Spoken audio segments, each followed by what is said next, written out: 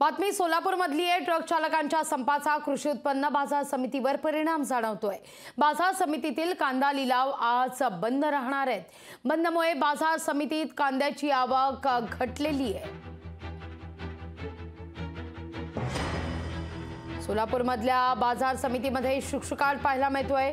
Truck चालकांच्या संपाचा फटका कृषी उत्पन्न बाजार समितीवर सुद्धा बसलेला आहे।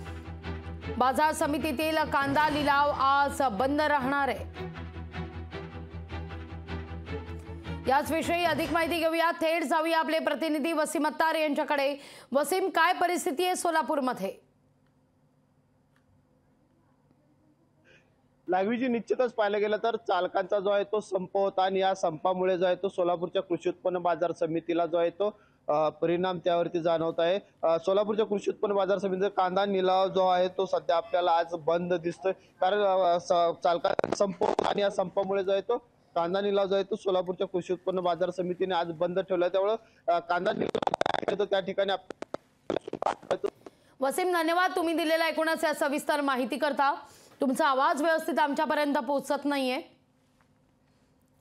ट्रक चालकांच्या संपाचा फटका हा सोलापूरमधल्या कृषी उत्पन्न बाजार समितीला बसलेला आणि त्यामुळे आज कांदा लिलाव बंद असेल। लोकशाही मराठी ऐका, पहा, जागरूक रहा।